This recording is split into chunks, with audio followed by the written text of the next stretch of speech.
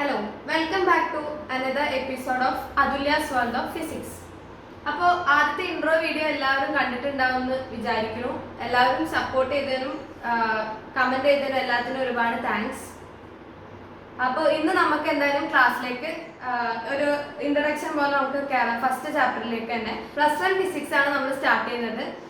+1 ഫിസിക്സിലെ first chapter എന്ന് പറയുന്നത് physical world ആണ്. ഫിസിക്കൽ വേൾഡ് ആണ് first chapter +1 physics text book എടുത്തു കഴിഞ്ഞാൽ. അപ്പോൾ ആദ്യം നമുക്ക് പഠിപ്പിക്കുന്നതിന് മുൻപ് തന്നെ ആദ്യം നമുക്ക് പറയാം, NCERT ടെക്സ്റ്റ് ബുക്ക് നമ്മൾ ഫോളോ ചെയ്യുകയാണെങ്കിൽ ഒരുപാട് ഇതിൽ വായിക്കാനുണ്ട്. പക്ഷേ ക്വസ്റ്റ്യൻ പേപ്പേഴ്സിൽ വരുന്ന ചോദ്യം വെച്ച് നോക്കിക്കഴിഞ്ഞാൽ നമുക്ക് അതിൽ കുറച്ച് എക്സ്ട്രാ ഡാറ്റാസ് ഉണ്ട്. അപ്പോൾ അത് വേണ്ടത് നമ്മൾ അത്രയും എളുപ്പമാക്കിയിട്ട് പഠിക്കുന്നതായിരിക്കും നല്ലത്. അങ്ങനെയായിരിക്കും ഞാനിവിടെ പ്രസന്റ് ചെയ്യുന്നതും. ഈ ഫിസിക്കൽ വേൾഡ് എന്ന് പറയുന്ന ചാപ്റ്ററിന് വെറും 2 മാർക്കിനാണ് മാക്സിമം ചോദിക്കാറുള്ളത് എല്ലാ എക്സാംസിനും. അത് ഒരേ ക്വസ്റ്റ്യൻ തന്നെയാണ്, പാറ്റേൺ മാറ്റി മാറ്റി ചോദിക്കും, അത്രേ ഉള്ളൂ. അപ്പോൾ അത് അധികം 1 വേർഡ് ആയിട്ടാണ് വരുന്നത്. ഈ ചാപ്റ്ററിന്റെ ഇൻട്രോയിൽ ഒരുപാട് കൊടുക്കുന്നുണ്ട്, ഫിസിക്സ് എന്താണ്, സയൻസ് എന്താണ്, പിന്നെ ഒരുപാട് ലോസിനെ പറ്റിയൊക്കെ പറയുന്നുണ്ട്. അപ്പൊ അത് വേണമെന്നുള്ളവർ വായിച്ചു പോവുക. എന്തായാലും വായിക്കണം ഈ വീഡിയോ കണ്ടു കഴിഞ്ഞിട്ട്. അപ്പൊ കൂടുതൽ അറിവ് നിങ്ങൾക്ക് കിട്ടും. ഈ ഒരു ചാപ്റ്ററിൽ ആദ്യം സ്റ്റാർട്ടിംഗ് എന്ന് പറയുന്നത് വാട്ട് ഈസ് സയൻസ് എന്നുള്ളതാണ്. സയൻസ് എന്ന് പറയുന്നത് ഒരു ലാറ്റിൻ വേർഡിൽ നിന്ന് ഒറിജിനേറ്റ് ചെയ്തിട്ടുള്ളതാണ്, scientia, which means to know. അതിലൊരു ഡിസിപ്ലിനറി ആണ് ഫിസിക്സ് എന്ന് പറയുന്നത്. ഫിസിക്സ്, കെമിസ്ട്രി, ബയോളജി, ഇതിൽ ഫിസിക്സ് ആണ് നമ്മളുടെ ഇൻട്രസ്റ്റ്. അപ്പോൾ ഫിസിക്സ് എന്ന് പറയുന്നതിനെ പറ്റി പറയുകയാണെങ്കിൽ നമുക്ക് ഒറ്റ വരിയിൽ പറയാം, it is one of the disciplinary of science which is derived from A Greek word which means nature. Nature എന്നാണ് ആ ഗ്രീക്ക് വേർഡിന്റെ മീനിങ് എന്ന് പറയുന്നത്. അപ്പോൾ ഇനി അടുത്തതായിട്ട് അതിൽ പറയുന്നത് നമ്മളുടെ ഫണ്ടമെന്റൽ ഫോഴ്സസ് എന്നുള്ളതാണ്.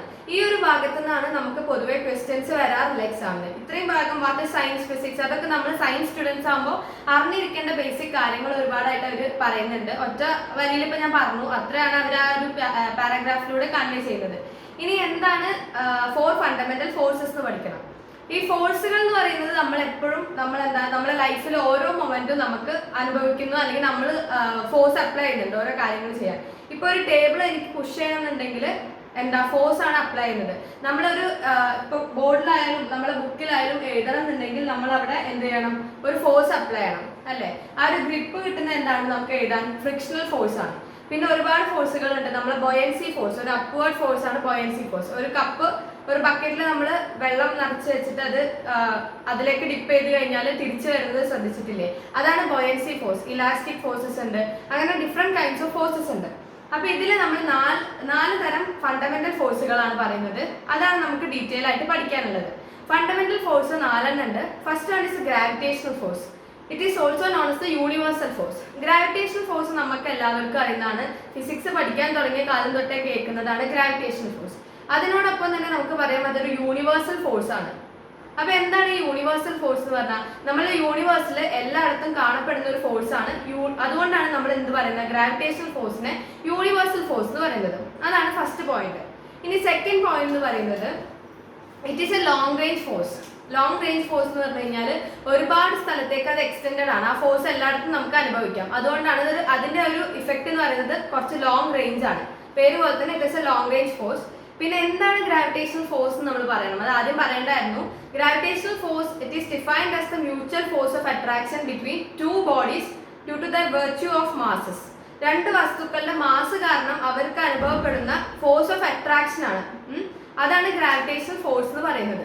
നമ്മളൊരു ആപ്പിളോ അല്ലെങ്കിൽ എന്തെങ്കിലും ഇപ്പൊ ഈ ഒരു ചോക്ക് താഴേക്ക് ഡ്രോപ്പ് ചെയ്താൽ അത് താഴേക്ക് പോകാൻ കാരണം എന്താ, ഗ്രാവിറ്റേഷണൽ ഫോഴ്സ് ആണ്. അപ്പൊ ഫസ്റ്റ് ഫോഴ്സ് എന്ന് പറയുന്നത് ഗ്രാവിറ്റേഷണൽ ഫോഴ്സ് ആണ്. നമ്മൾ പറഞ്ഞു ലോങ് റേഞ്ച് ഫോഴ്സ് ആണ്, യൂണിവേഴ്സൽ ഫോഴ്സ് ആണ്. ഇനി സെക്കൻഡ് ഫോഴ്സ് എന്ന് പറയുന്നത് ഇലക്ട്രോ മാഗ്നറ്റിക് ഫോഴ്സ് ആണ്. ഇലക്ട്രോ മാഗ്നറ്റിക് ഫോഴ്സ് നമുക്ക് എല്ലാവർക്കും അറിയാം, അത് മോട്ടറിന്റെ വർക്കിംഗ് പ്രിൻസിപ്പിൾ ആണ് ഇലക്ട്രോ മാഗ്നറ്റിക് ഫോഴ്സ് എന്ന് പറയുന്നത്. ഇലക്ട്രോ മാഗ്നറ്റിക് ഫോഴ്സ് എന്താണെന്ന് ചോദിച്ചു കഴിഞ്ഞാൽ it is the force experience by 2 charges at rest. റെസ്റ്റിലുള്ള 2 ചാർജസുകൾ അനുഭവിക്കുന്ന അല്ലെങ്കിൽ അവർക്ക് ഇടയിൽ ഉണ്ടാകുന്ന ഒരു ഫോഴ്സ് ആണ് ഇലക്ട്രോമാഗ്നറ്റിക് ഫോഴ്സ് എന്ന് പറയുന്നത്. Electromagnetic forces could be repulsive or attractive. ഒന്നെങ്കിൽ റിപ്പൾസീവ് ആവാം, വികർഷണമാവാം, അല്ലെങ്കിൽ ആകർഷണമാകാം, അട്രാക്റ്റീവ് ആവാം. ഒരു പോസിറ്റീവ് ചാർജും ഒരു നെഗറ്റീവ് ചാർജും വെച്ച് കഴിഞ്ഞാൽ അവർ തമ്മിൽ എന്താ, അട്രാക്ഷൻ ആയിരിക്കും. മറിച്ച് അൺലൈക്ക് ചാർജസ് തമ്മിൽ അട്രാക്ഷനും ലൈക്ക് ചാർജസ് അഥവാ പോസിറ്റീവ് അല്ലെങ്കിൽ നെഗറ്റീവ് വെച്ച് കഴിഞ്ഞാൽ അവർ തമ്മിൽ എപ്പോഴും റിപ്പൾഷൻ ആണ് ഉണ്ടാവുക. അപ്പോൾ ഇതാണ് ഇലക്ട്രോമാഗ്നറ്റിക് ഫോഴ്സ് എന്ന് പറഞ്ഞു കഴിഞ്ഞാൽ. ഇനി ഇലക്ട്രോമാഗ്നറ്റിക് ഫോഴ്സ് നമുക്ക് മറ്റൊരു രീതിയിലും ഡിഫൈൻ ചെയ്യാം. ഒരു മൂവിങ് ഇലക്ട്രിക് ചാർജ് ഒരു മാഗ്നറ്റിക് ഫീൽഡിൽ വെച്ച് കഴിഞ്ഞാൽ അതിന് എക്സ്പീരിയൻസ് ചെയ്യുന്ന ഫോഴ്സ് ആണ് electro magnetic force.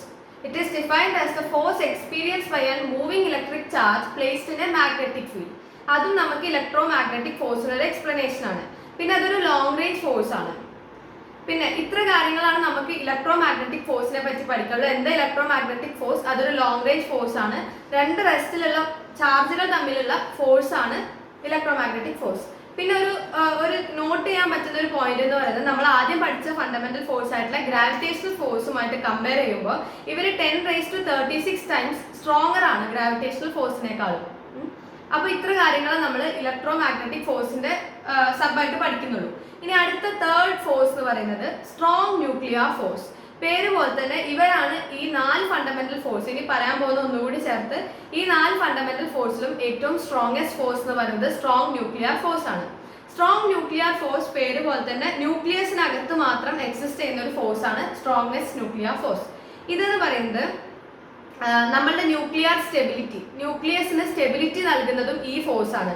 So strongest nuclear force is responsible for the stability of nucleus. ഈ ഒരു ഫോഴ്സ് എന്ന് പറയുന്നത് നമ്മൾ കാണപ്പെടുന്നത് പ്രോട്ടോണിന്റെയും ന്യൂട്രോണിന്റെയും ഇടയിലാണ്. പ്രോട്ടോണിനെയും ന്യൂട്രോണിനെയും നമ്മൾ ഒരുമിച്ച് ചേർത്ത് വിളിക്കുന്നതാണ് ന്യൂക്ലിയോൺ. അഥവാ നമുക്ക് പറയാം ന്യൂക്ലിയോൺസിനെ ബൈൻഡ് ചെയ്യുന്ന ഒരു ഫോഴ്സ് ആണ് ഈ സ്ട്രോങ്ങസ്റ്റ് ന്യൂക്ലിയർ ഫോഴ്സ്. രണ്ട് പ്രോട്ടോണുകൾ തമ്മിൽ നമുക്ക് ഈ ഒരു സ്ട്രോങ്ങസ്റ്റ് ന്യൂക്ലിയർ ഫോഴ്സ് കാണാനല്ല, അവർ തമ്മിൽ അത് അവർക്ക് എക്സ്പീരിയൻസ് ചെയ്യാൻ സാധിക്കും. അതായത് രണ്ട് പോസിറ്റീവ് ചാർജുകൾ തമ്മിൽ എന്താ പ്രോട്ടോൺ എന്ന് പറഞ്ഞാൽ രണ്ടും പോസിറ്റീവ് ആണ്. അവർ തമ്മിൽ അട്രാക്ഷൻ അല്ല റിപ്പൾഷൻ ഉണ്ടായിരിക്കും. അതേപോലെ ന്യൂട്രോൺ റിപ്പൾഷൻ. പ്രോട്ടോണും ന്യൂട്രോണും തമ്മിൽ അട്രാക്ഷൻ ആണ്. അപ്പൊ ഈ ഒരു 3 കൈൻഡ് ഓഫ് ഫോഴ്സുകളും നമുക്ക് എന്ത് കാണാൻ പറ്റും? ഈ സ്ട്രോങ്ങസ്റ്റ് ന്യൂക്ലിയർ ഫോഴ്സിൽ ഉള്ളതാണ്, അവരുടെ സബായിട്ട് വരുന്നതാണ്. ഇനി ഈ ഒരു ഫോഴ്സിന്റെ മറ്റൊരു പ്രത്യേകത എന്ന് പറയുന്നത്, നമ്മൾ ആദ്യം പഠിച്ച 2 ഫോഴ്സും EM ഫോഴ്സും ഗ്രാവിറ്റേഷണൽ ഫോഴ്സും ലോങ് റേഞ്ച് ഫോഴ്സുകളായിരുന്നു. എന്നാൽ സ്ട്രോങ്ങസ്റ്റ് ന്യൂക്ലിയർ ഫോഴ്സ് എന്ന് പറയുന്നത് ഷോർട്ട് റേഞ്ച് ഫോഴ്സ് ആണ്. ഇത്രയും കാര്യങ്ങളാണ് നമ്മൾ സ്ട്രോങ് ന്യൂക്ലിയർ ഫോഴ്സിൽ പഠിക്കുന്നത്. പിന്നെ ഒരു കാര്യം കൂടി ഉള്ളത്, നമ്മൾ പൊതുവെ എക്സാമിനൊക്കെ കാണുന്നതാണ്, ഇലക്ട്രോൺസിന് ഈ ഒരു ഫോഴ്സ് അനുഭവിക്കാൻ സാധിക്കും എന്നുള്ളത്. നിങ്ങൾ ചിന്തിച്ച് നോക്കണം, ഇലക്ട്രോൺസ് എപ്പോഴും എവിടെയാണ് നമ്മൾ കാണപ്പെടുന്നത്? ന്യൂക്ലിയസിന് ചുറ്റുമാണ്. ന്യൂക്ലിയസിന് ചുറ്റും അവർ റൊട്ടേറ്റ് ചെയ്യുന്നു എന്നുള്ള രീതിയിലാണ് ഇപ്പൊ തിയറീസ് ഒക്കെ പറഞ്ഞു വെച്ചിട്ടുള്ളത്. അപ്പൊ ഈ ഞാൻ പറഞ്ഞു ഇതൊരു ഷോർട്ട് റേഞ്ച് ഫോഴ്സ് ആണ്, ന്യൂക്ലിയസിനകത്ത് മാത്രം കാണപ്പെടുന്ന ഒരു ഫോഴ്സ് ആണ്. പ്രോട്ടോണും ന്യൂട്രോണും ന്യൂക്ലിയസിനകത്തുള്ള വസ്തുക്കളായതുകൊണ്ടാണ് നമുക്ക് ഈ ഒരു ഫോഴ്സ് അവരുടെ ഇടയിൽ അനുഭവിക്കുന്നുണ്ട് നമുക്ക് പറയാൻ പറ്റുന്നത്. മറിച്ച് ഇലക്ട്രോൺസ് ന്യൂക്ലിയോൺസിന്റെ പുറത്താണുള്ളത്, അതുകൊണ്ട് അവർക്ക് ഈ ഫോഴ്സ് എക്സ്പീരിയൻസ് ചെയ്യാൻ പറ്റില്ല. അപ്പൊ ഇത്രയുള്ള റീസൺ ഇതാണ്, ഇലക്ട്രോൺസ് ന്യൂക്ലിയസിന്റെ ഔട്ട്സൈഡിലാണ്. അതേപോലെ തന്നെ ഈ ഒരു ഫോഴ്സ് ഷോർട്ട് റേഞ്ച് ആണ്, only existing within the nucleus, അത്രേ ഉള്ളൂ. പിന്നെ ലാസ്റ്റ് ഫോഴ്സ് അഥവാ ഫോർത്ത് ഫണ്ടമെന്റൽ ഫോഴ്സ് എന്ന് പറയുന്നത് വീക്കസ്റ്റ് ന്യൂക്ലിയർ ഫോഴ്സ് ആണ്. വീക്കസ്റ്റ് ന്യൂക്ലിയർ ഫോഴ്സിനെ പറ്റിയിട്ട് +1 കാര്യമായിട്ടൊന്നും പഠിക്കുന്നില്ല. ഏറ്റവും ഒരു ഷോർട്ട് റേഞ്ച് ഫോഴ്സ് ആണ്, അതാണ് ആദ്യം തന്നെ പറയുന്നത്, ഷോർട്ട് റേഞ്ച് ഫോഴ്സ് ആണ്. പിന്നെ അതേപോലെ ഇത് ഒരു സർട്ടൻ ന്യൂക്ലിയർ റിയാക്ഷൻസ് ആയിട്ടുള്ള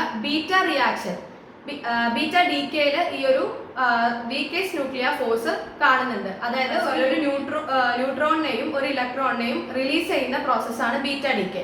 അതിനാണ് ഈ ഒരു ഫോഴ്സ് നമ്മൾ കാണുന്നത് ആ ഒരു ന്യൂക്ലിയർ പ്രോസസ്സിൽ.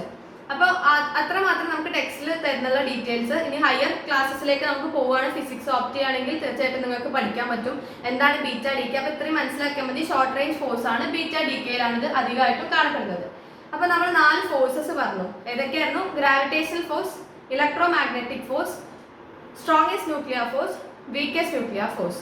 അപ്പോൾ ഇവരുടെ നമുക്കൊന്ന് ഓർഡറിൽ എഴുതാം. ഏറ്റവും വീക്കസ്റ്റ് ആയിട്ടുള്ള ഞാൻ ആദ്യം പറഞ്ഞു യൂണിവേഴ്സൽ ഫോഴ്സ് അഥവാ ഗ്രാവിറ്റേഷണൽ ഫോഴ്സ് ആയിരുന്നു. അപ്പോൾ 4 ഫോഴ്സുകൾ നമ്മൾ ഏതൊക്കെയാന്ന് പറഞ്ഞു കഴിഞ്ഞു, 4 ഫണ്ടമെന്റൽ ഫോഴ്സസ്. അപ്പോൾ ഇനി അത് നമുക്കൊന്ന് കമ്പയർ ചെയ്യാം. അപ്പോൾ ആദ്യം ഗ്രാവിറ്റേഷണൽ ഫോഴ്സ്, ഇതിന്റെ റിലേറ്റീവ് സ്ട്രെങ്ത് എന്ന് പറയുന്നത് 10⁻38 ആണ്. ഏറ്റവും വീക്കസ്റ്റ് ആണ്, ഏറ്റവും കുറവ് സ്ട്രെങ്ത് ഉള്ളതും ഇവരാണ്. F കൊടുത്തിട്ടുള്ള ഇലക്ട്രോ മാഗ്നറ്റിക് ഫോഴ്സ് ആണ് കേട്ടോ. അതിന് മുന്നേ ഒരു കാര്യം, ഗ്രാവിറ്റേഷണൽ ഫോഴ്സിൽ നമുക്ക് റിലേറ്റീവ് സ്ട്രെങ്ത് എന്ന് പറയുന്നത് 10⁻38ഉം ഈ ഒരു ഫോഴ്സ് എന്ന് പറയുന്നത് നമുക്ക് കാണാൻ പറ്റുന്നത് between all the objects in the യൂണിവേഴ്സിലുള്ള എല്ലാ ഒബ്ജക്ട്സിന്റെ ഇടയിലും നമുക്ക് ഈ ഒരു ഫോഴ്സ് എക്സ്പീരിയൻസ് ചെയ്യാം. പിന്നെ നമുക്ക് പറയാനുള്ളത് നെക്സ്റ്റ് ആയിട്ട് ഇലക്ട്രോ മാഗ്നറ്റിക് ഫോഴ്സ് ആണ്. ഇലക്ട്രോ മാഗ്നറ്റിക് ഫോഴ്സ് എന്ന് പറയുന്നതിന്റെ സ്ട്രെങ്ത് എന്ന് പറയുന്നത്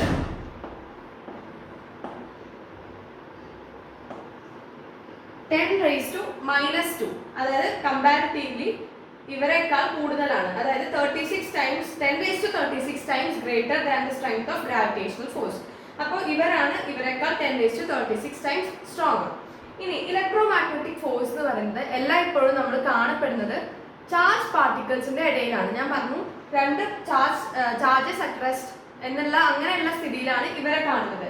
അപ്പൊ രണ്ട് ചാർജുള്ള ബോഡീസിന്റെ ഇടയിലാണ് എപ്പോഴും ഇലക്ട്രോ മാഗ്നറ്റിക് ഫോഴ്സ് എക്സ്പീരിയൻസ് ചെയ്യുന്നത്. ഇനി തേർഡ് വൺ എന്ന് പറയുന്നത്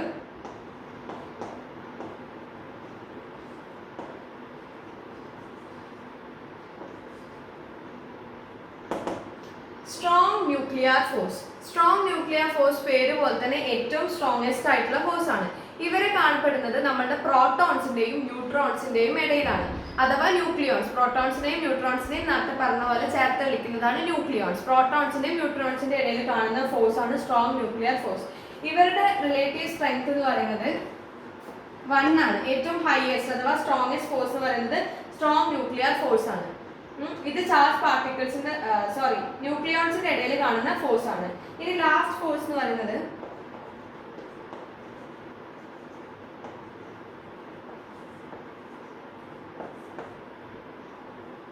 വീക്ക് ന്യൂക്ലിയർ ഫോഴ്സ് ആണ്. വീക്ക് ന്യൂക്ലിയർ ഫോഴ്സ് എന്ന് പറയുന്നത് ഗ്രാവിറ്റേഷൻ ഫോഴ്സിനേക്കാൾ സ്ട്രോങ്ങർ ആണ്, പക്ഷെ ഇവരെക്കാൾ രണ്ടുപേരെക്കാൾ വീക്കസ്റ്റ് ആണ്. അപ്പൊ ഇതെന്ന് പറയുന്നത് കാണപ്പെടുന്നത് എലിമെന്ററി പാർട്ടിക്കിൾസിന്റെ ഇടയിലാണ്. എലിമെന്ററി പാർട്ടിക്കിൾസിന്റെ ഇടയിലാണ് കാണുന്നത്. ഇവരുടെ സ്ട്രെങ്ത് എന്ന് പറയുന്നത് 10⁻13 ആണ്. അപ്പൊ ഇത്രയുള്ളൂ. ഈ 4 ഫോഴ്സുകളെ പറ്റി പറഞ്ഞു. ഇനി ഇതെല്ലാവരും നോക്കിയിട്ടുണ്ടാവുന്ന വിചാരിക്കുന്നു. ഇതിന്റെ ഓർഡർ എന്ന് പറയുന്നത്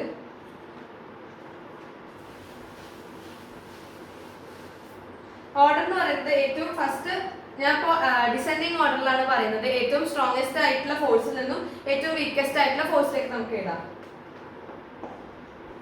അപ്പൊ 4 ഫോഴ്സസ് പറഞ്ഞു. ഏറ്റവും സ്ട്രോങ്സ്റ്റ് ആയിട്ടുള്ള ഓർഡർ ഡിസെൻഡിങ് ഓർഡർ എന്ന് പറയുന്നതിൽ സ്ട്രോങ് ന്യൂക്ലിയർ ഫോഴ്സ്, പിന്നെ ഇലക്ട്രോ മാഗ്നറ്റിക് ഫോഴ്സ്, പിന്നെ weak nuclear force and gravitation force. ഏറ്റവും വീക്കസ്റ്റ് ആയിട്ടുള്ള ഗ്രാവിറ്റേഷൻ ആണ്, ഏറ്റവും സ്ട്രോങ്സ്റ്റ് ആയിട്ടുള്ളത് ന്യൂക്ലിയർ ഫോഴ്സ് ആണ്.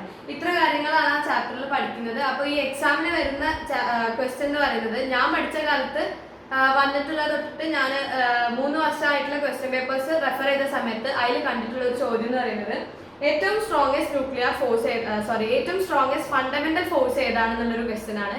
അതെന്താ? സ്ട്രോങ് ന്യൂക്ലിയർ ഫോഴ്സ് ആണ്. അതല്ലെങ്കിൽ അവർ ചോദിക്കുന്ന ചോദ്യം ഏറ്റവും വീക്കസ്റ്റ് ആയിട്ടുള്ള ഫോഴ്സ് ഏതാണ്? ഗ്രാവിറ്റേഷണൽ ഫോഴ്സ് അഥവാ യൂണിവേഴ്സൽ ഫോഴ്സ്. ഇത്രയും കാര്യങ്ങളാണ് ആ ഒരു ചാപ്റ്ററിൽ ചോദിക്കുന്നത്. പിന്നെ ഒറ്റൊരു ക്വസ്റ്റ്യൻ പേപ്പറിൽ ഞാൻ കണ്ടിട്ടുള്ള ഒരു ചോദ്യമായിരുന്നു, electromagnetic forces dash time stronger than gravitational force. ഗ്രാവിറ്റേഷണൽ ഫോഴ്സിനേക്കാൾ എത്ര ഇരട്ടി ഇലക്ട്രോ മാഗ്നറ്റിക് ഫോഴ്സ് സ്ട്രോങ്ങർ ആണ്? അതിന് ഉത്തരം ഞാൻ പറഞ്ഞിട്ടു 10⁻36 ടൈംസ് ആണ് ഇവരെക്കാൾ സ്ട്രോങ്ങർ ആയിട്ടുള്ളത്. ഗ്രാവിറ്റേഷണൽ ഫോഴ്സിനേക്കാൾ 10⁻36 ടൈംസ് സ്ട്രോങ്ങർ ആണ് ഇലക്ട്രോ മാഗ്നറ്റിക് ഫോഴ്സ്. ഈ ചാപ്റ്ററിൽ അപ്പോൾ ഇത്രയേ ഉള്ളൂ.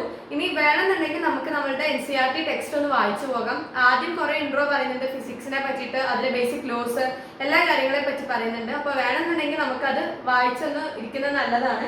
പിന്നെ ഇതിന്ന് ഈ ഒരു 4 ഫോഴ്സുകളെ പറ്റി മാത്രമാണ് എക്സാമിന് ചോദിക്കുന്നത്. ഈ ഒരു 3 പോയിന്റ് ഇപ്പം ഞാൻ ലാസ്റ്റ് പറഞ്ഞത് പഠിച്ചു കഴിഞ്ഞാൽ തന്നെ നമുക്ക് അതിന് ഫുൾ മാർക്ക് സ്കോർ ചെയ്യാൻ പറ്റുന്നതാണ്. നമുക്ക് +1 ഉള്ള ഒരു ക്ലാസ്സിൽ മാർക്ക് വാങ്ങി പോകണമെന്നുണ്ടെങ്കിൽ ഇത്രയും കാര്യം പഠിച്ചാൽ മതി. പക്ഷെ എൻട്രൻസ് ലെവലിൽ പഠിക്കുന്നവരാണെങ്കിൽ നമുക്ക് ടെക്സ്റ്റ് മസ്റ്റ് ആയിട്ടും വായിക്കേണ്ടതാണ്. ഇത്രയും കാര്യങ്ങൾ കേട്ടാൽ പോരാ. ടെക്സ്റ്റിൽ ചെറിയ കാര്യങ്ങളുണ്ട്, അതെല്ലാം നിങ്ങൾ നോട്ട് ചെയ്യേണ്ടി വരും. നമ്മളുടെ മാർക്ക് സ്കോർ ചെയ്യാനാണ് ബോർഡ് എക്സാമിന് എന്നുണ്ടെങ്കിൽ ഇത്രയും മാത്രം പഠിച്ചാൽ മതി. ഫുൾ മാർക്ക് നമുക്ക് സ്കോർ ചെയ്യാവുന്നതാണ്. പിന്നെ എല്ലാ എൻട്രൻസും ചോദിക്കുന്നതും ഇതേ ഫോഴ്സ് ഏതാണ് സ്ട്രോങ്ങസ്റ്റ് ഏതാണ് വീക്കസ്റ്റ് എന്നുള്ള ആ ഒരു ക്വസ്റ്റ്യൻ തന്നെയാണ് റിപ്പീറ്റഡ് ആയിട്ട് വരുന്നത്. അപ്പോൾ ഈ ഒരു ഫസ്റ്റ് ചാപ്റ്റർ എല്ലാവർക്കും മനസ്സിലായെന്ന് ഞാൻ വിശ്വസിക്കുന്നു. കാര്യമായിട്ടൊന്നുമില്ല, ഈ ഒരു 4 ഫോഴ്സ് പഠിച്ചാൽ ആ ചാപ്റ്റർ തീർക്കും. അപ്പൊ ഇന്നത്തെ ഈ ഒരു ചാപ്റ്റർ എടുത്തോടുകൂടി ഞാൻ ഇന്നത്തെ ക്ലാസ് വൈൻഡപ്പ് ചെയ്യാണ്. അപ്പൊ നിങ്ങൾക്ക് വല്ല ഡൗട്ടും ഈ ചാപ്റ്ററിനെ പറ്റിയിട്ട് നിങ്ങൾക്ക് ഉണ്ടെങ്കിൽ കമന്റ് സെക്ഷനിൽ വന്ന് ചോദിക്കാവുന്നതാണ്. എല്ലാവർക്കും മനസ്സിലായെന്ന് വിചാരിക്കുന്നു. ഈ ഒരു ചാപ്റ്റർ ഇതോടുകൂടി നമുക്ക് ക്ലോസ് ചെയ്യാം. അപ്പൊ എല്ലാവർക്കും ഇഷ്ടപ്പെട്ടിട്ടുണ്ട്, മനസ്സിലായിട്ടുണ്ട് എന്നുണ്ടെങ്കിൽ മാത്രം ലൈക്ക് ചെയ്യുക, ഷെയർ ചെയ്യുക, സബ്സ്ക്രൈബ് ചെയ്യുക. ഫ്രണ്ട്സിന് എല്ലാവർക്കും ഷെയർ ചെയ്ത് കൊടുക്കുക. ഈ ഒരു നോട്ട്സ് നിങ്ങൾ എന്തായാലും ഇത് കഴിഞ്ഞ ടെക്സ്റ്റ് തീർച്ചയായിട്ടും വായിക്കുമെന്ന് ഞാൻ വിശ്വസിക്കുന്നു. Thanks for watching.